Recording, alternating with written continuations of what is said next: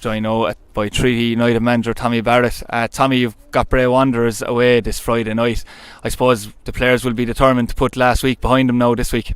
Yeah, they will, Adrian, but it's going to be a difficult task. Bray are on a very good run. We've got good results against them. We're probably lucky to get results against them in the last 2 games we played them, so it's going to be really difficult for us going up there. It's a hard place to go, but we'll go up and give it our best shot like every week.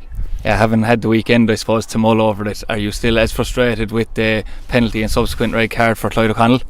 Yeah, look, we don't want to go on too much about referees. We made silly errors. We gave away 2 sloppy goals before that, but I suppose we're pushing in the game, and it looked harsh to me. It was outside the box. We had the same ref a couple of weeks beforehand, and he made a decision with red was clear through, and it was he gave no red card and no penalty, and it was outside. It was very similar. It was on the line actually. Red was probably even more inside the box. So, and in fairness to the ref, we had the discussion after the game, and he had said that he felt this one was more central, and there was no cover, so he gave his viewpoint in it. But I think from my point of view, it didn't warrant certainly a red card. I can see why he might give a foul because it's coming together, but I don't think it warranted a red card, and that changes the game. And probably even one more decision before that where one of their lads pushes Sean on the ground and he should get a second yellow. But look, we can't go on about that too much because we can only affect what we can affect, and the first 2 goals in particular, they were too sloppy to give away. They were 2 sloppy goals, and when you give goals away like that, you get punished. Yeah, it's probably timely so with Anton O'Donnell's return as well, Tommy. Yeah, but look, with Clyde getting sent off, it is anyway. So as I say, it was a harsh one, but maybe we have a bit of a reputation of a team that's in discipline now, and maybe the refs are looking at that and they're getting out the cards very quickly, unfortunately. But look, hopefully we can get some sort of result going up to Bray. Yeah, Red Hanlon picked up an injury in that game, Tommy. I suppose what's the update on that injury, and will Matt McKevitt be available to you this Friday? No, Matt's out this week as well, I'd say. And Red is, he's a dead leg, but it's a bad dead leg, but knowing him, he should be okay. Like he's robust, so he's a tough boy, and I think we might be alright. Yeah, it's considering the absentees you have and last week's result, coupled with the likes of Conor Melody coming back, would it be fair to say that it's one of your tougher team selections so far this season? No, I'm not so sure, because Conor is a bit off of starting a game because he's missed most of the season, so hopefully we can start introducing him like that to 10, 15, 20 minutes.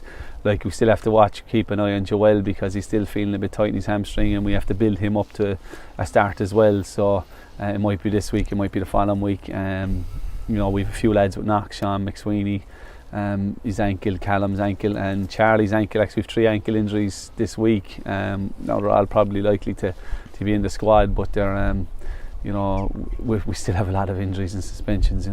Yeah, Bray Wanderers are unbeaten in 7 league games, I believe. Tommy, obviously they had a tough result in an FA Cup against St. Pat's, who are flying as well, but Bray are now showing that consistency that we expected from them throughout the season. They are quite free scoring now and not conceding a lot of goals either, so as we say all the time, it's going to be incredibly tough up there.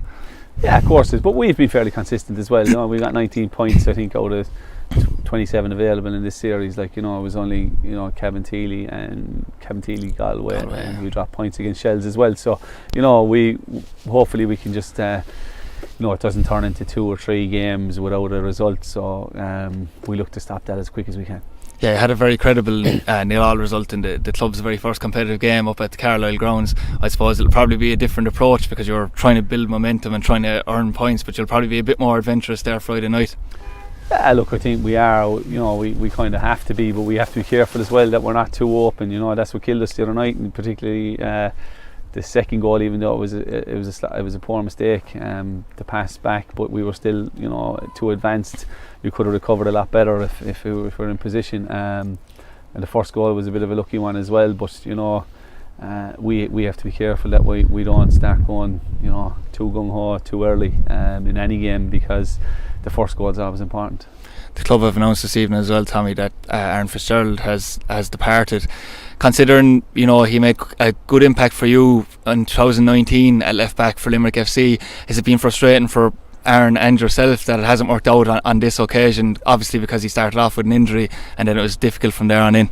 Yeah, and he's still injured. He's gone back to the borough. I had a discussion with him. There was a couple of clubs interested in him, and we said, look, he might be better off getting game time, because the time he was come back with us, it would be, we have 4 matches or 5 matches left, and then to get up to that fitness level, it would be very difficult for him to get in. So, we wish him well. Aaron's a good player, and the door is always open for him to probably come back, because I think he could impact in the first division if he's mind frame and he stays injury free.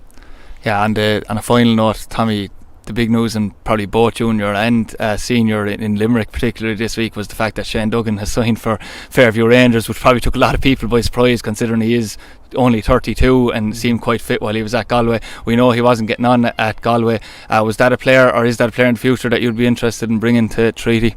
Yeah, look, Shane's a good player, he's with Fairview now, so it'd be disrespectful, it'd be up to Shane really, wouldn't it, if he wants to give it a go at senior level. I'm sure